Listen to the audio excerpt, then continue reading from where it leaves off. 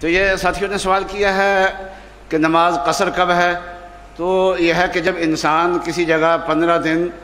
ٹھہرنے پہ قدرت ہو اور 15 دن ٹھہرنے کا ارادہ کر کے وہاں ٹھہرے تو وہ مقیم ہو جاتا ہے۔ عام طور پہ مکہ مکرمہ میں بس اوقات ایسا ہوتا ہے، زیادہ وقت مدینہ منورہ میں تو وہ زیادہ دن دیتے ہی نہیں ہیں، تو مکہ مکرمہ میں اقامت کی نیت کریں ہی نہ، چاہے آپ نے 20 دن ہی رہنا ہو اس میں، کیونکہ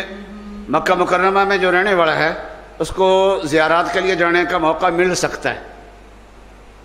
ادھر ادھر جدے میں، طائف کی طرف یا قریب شہر سے باہر نکل کے کہیں زیارات جانے کا موقع مل سکتا ہے، تو خیال میں رکھیں کہ بھی کہیں موقع مل گیا تو ہم زیارت کے لیے کہیں چلے جائیں گے۔ تو جس آدمی نے 20 دن رہے، مہینہ رہے، لیکن اقامت کی نیت نہ ہو تو وہ مقیم نہیں بنتا، تو اس لیے اقامت کی نیت کرے ہی نہ کسی جگہ پر بھی،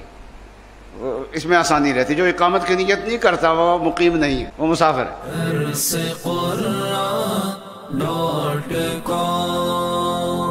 www.darsequran.com